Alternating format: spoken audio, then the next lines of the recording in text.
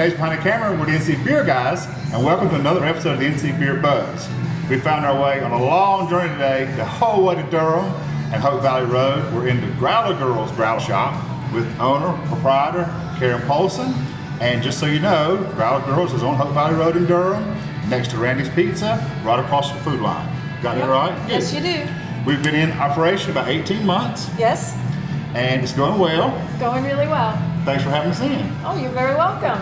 So how did you decide, let's talk a little bit before we talk about the shop, how did you decide you wanted to do this? What was your other life 2 years ago? I was in Bend, Oregon, and the craft beer scene was really crazy there. So you knew something about craft beer? I did, and the growler stores there were going crazy.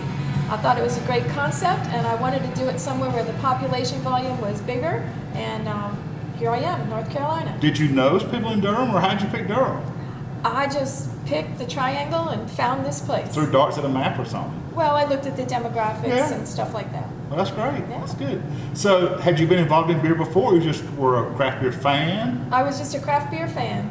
That's great. Now, when you first came here, had the growler law changed yet for us? Actually, when I moved here, it was just introduced into the House, and I was here about a month and a half before the governor signed the bill. Okay. But you knew it was the rumblings were going to happen. Oh, yeah. I just felt, compelled to come here and do this business.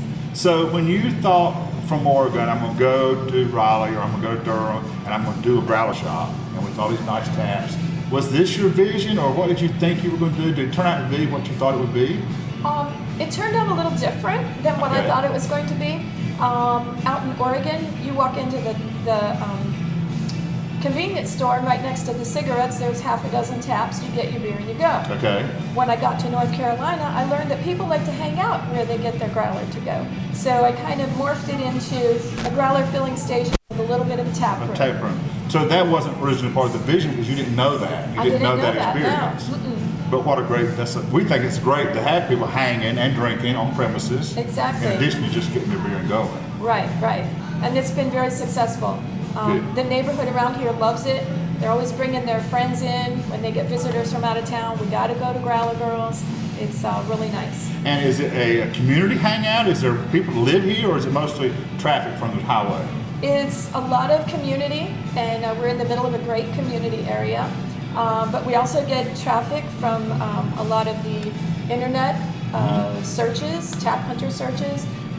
People find us because we have a great list of beers. Well, let's talk about the beer now. We've got all these great taps. How many taps? 42. And that is just a huge selection. Well, there's a reason for the number 42. Okay, let's do it. If you have ever read the book, Hitchhiker's Guide to the Universe. I did in college, I think. All right, and what's the somewhere. answer to the universe? I do not remember. 42. 42 is the answer? Yes. All right, so there's some logic here. Yeah. That's great. And how do you decide what to put on tap and what the ratios are? I mean, local, not local, how do you do? I try and keep a good balance of all beer styles. So I always have stouts and porters, even through the summer. I always have at least 10 IPAs up there. And then your wheats, wits, Belgians, everything else. I keep something from every category up there at all times. Hoping to have something for every customer. Exactly. Even the people who don't know craft beer, some gateway stuff as we call it. Always so have they can gateways start somewhere along their craft beer journey. Yes. That's good. And that's what we like to do. We like to help introduce people to craft beer.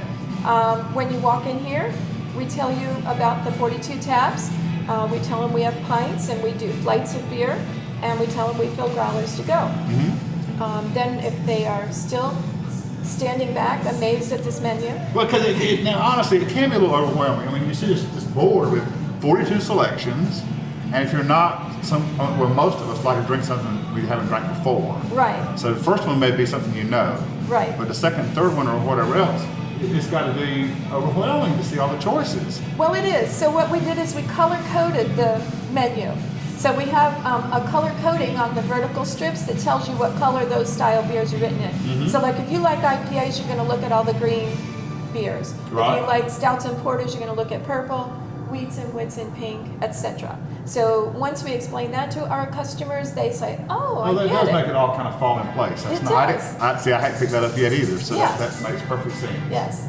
So that really helps them with the beers that they might be interested in. And then we kind of find out what they normally drink, and then we'll give them a little sampler cup of whatever beer they'd like to try to help them narrow down what they'd like to have this evening or to put in a growler. Great, very good. And has it been everything you thought it would be? I mean, you have visions and ambitions, but who knows? It's actually gotten to be more than I envisioned. The people who come here say it's a really cool place to hang out. They said it has a good vibe, and I just sit back and I look at it on a Friday night when we're packed and people are having a great time, and I say, wow, I can't believe I created that. And look what I did. And I don't think I did it. I think I just gave it the environment for it to happen. Well, maybe, but it wouldn't have happened without you. And you set certain standards in place and certain benchmarks and certain quality assurances that people appreciate. I mean, if it has grown to something that you don't take credit for, you've got to know that it started with you, you're the genesis, and you are what's keeping it what it ought to be. Yes, I hope so. Right, that's very good.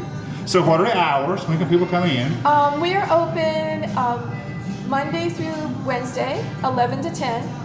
Thursday, Friday, and Saturday we stay open a little later, till 11. And then Sunday we do noon to 8. And people are welcome to bring in food from outside? Absolutely. You can bring in food from anywhere. Randy's Pizza is right next door, so that is the most popular food to have here. We share outdoor patio seating with Randy's, so we have quite a number of seats outside for eating pizza and drinking beer. That's great. Great. Well, thanks again for having us in. We wish you all luck in the world. Okay. And for our viewers, until next time, this is Dave and Glenn, the NC Beer Guys, remind you to drink local and keep your beer dollars North Carolina, and especially when you're in Durham, check out Karen at the Growler Grlz. Thank you.